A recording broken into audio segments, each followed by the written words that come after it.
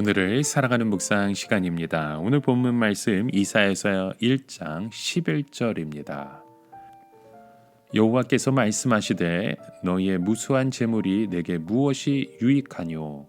나는 순양의 번제와 살찐 짐승의 기름에 배불렀고 나는 숫송아지나 어린 양이나 숫 염소의 피를 기뻐하지 아니하노라.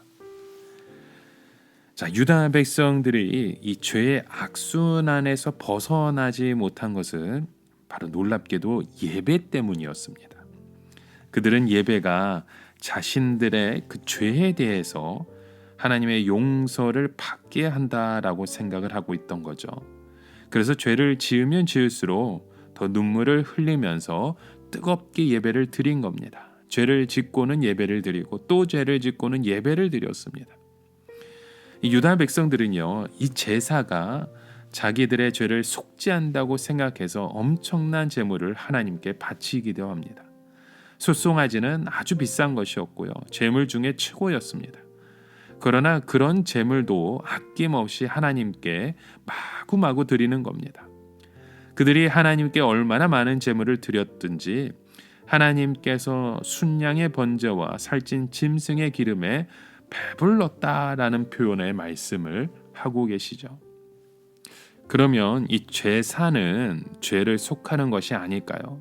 분명히 하나님께서 이스라엘 자손들에게 죄를 속하기 위해서 제사를 드리라라고 하셨습니다. 그런데 여기서는 그런 것들에 질려서 보기도 싫다는 표현을 지금 말씀하고 계시는 거죠. 그 이유가 무엇입니까?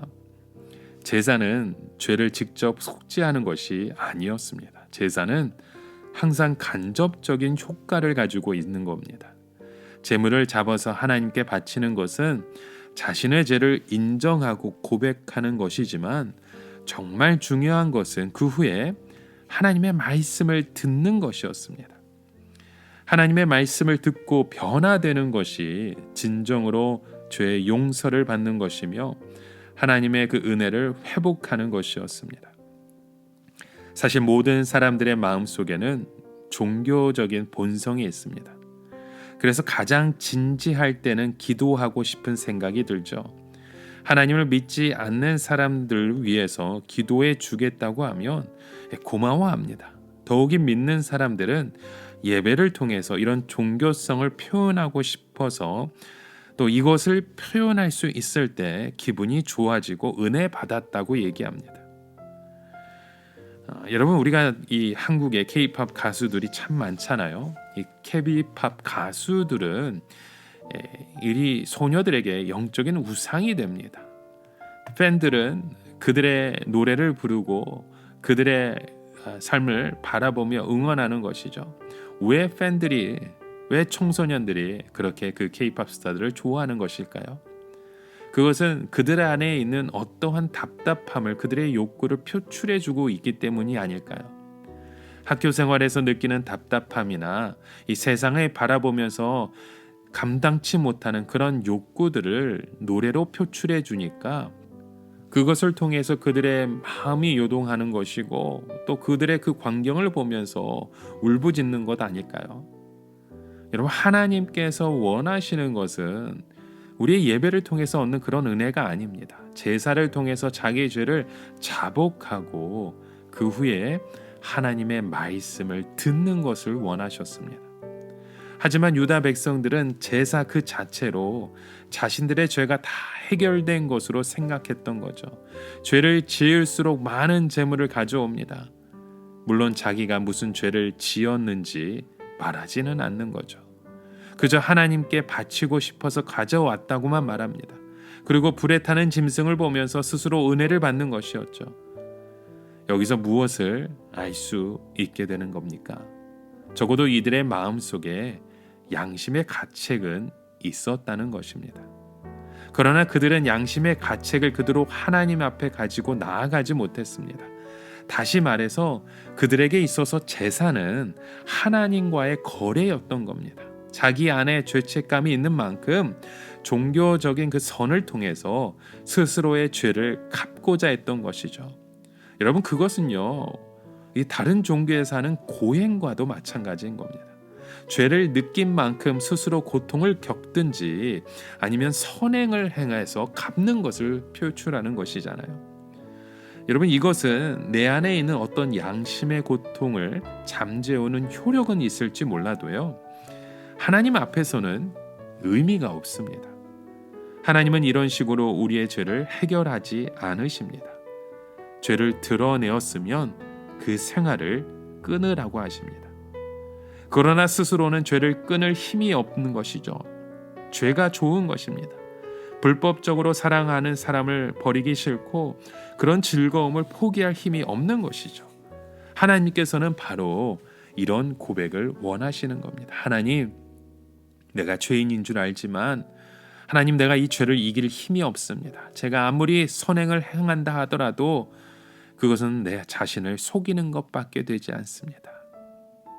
여러분, 우리의 죄악됨을 인정할 때 하나님이 주시는 성령의 능력으로 우리의 그 모든 죄악됨을 물리치게 하십니다. 성령님께서 하시는 것이 무엇이에요? 무엇보다도 내 안에 있는 죄로 인한 그 비참함을 보게 하시는 것이죠.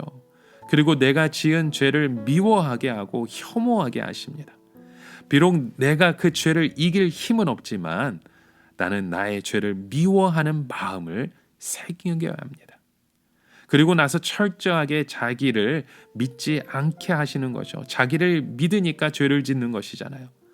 나는 다른 사람들과 다를 것이 아무것도 없다고. 나도 죄를 짓는 분위기에 휩쓸리면 분명히 또 죄에 빠질 수밖에 없다고. 그런 나는 연약한 존재라고. 그런 모든 죄의 모양을 다 버리길 원한다고. 하나님께서 한순간이라도 나를 지켜주지 않으면 나는 망할 수밖에 없다고. 그런 마음이 여러분, 우리 가운데도 동일하게 일어나야 됩니다. 그러나 유대인들은 그 자신에 대한 자신감을 버리지 않았습니다. 하나님 앞에서 그렇게 낮아지고 비참해지는 것을 좋아하지 않았죠. 그들은 늘 자기 자신을 믿었습니다. 그 결과가 무엇이었습니까? 이미 썩을 대로 썩어 있는데도 불구하고 자기의 모습을, 자기의 처지를 전혀 알지 못하고 있는 겁니다. 여러분, 오늘 우리의 모습은 어떠하십니까? 정말로 나의 죄악됨의 모습을 인정하고 있으십니까? 아니면 여전히 종교적인 행위로 나의 모습을 가리고 있는 것은 아닌지요? 우리의 그 진정한 죄악됨을 주님 앞에 드리며 하나님의 그 기쁨이 되는 믿음의 고백들이 우리의 삶을 통해 세워지고 일어나길 주님의 이름으로 간절히 축원합니다. 함께 기도합니다. 하나님, 우리의 삶 가운데 그 죄악됨을 버리는 믿음의 고백이 우리의 삶을 통해서 이제는 일어나기 원합니다. 변화되기 원합니다. 고백하기 원합니다.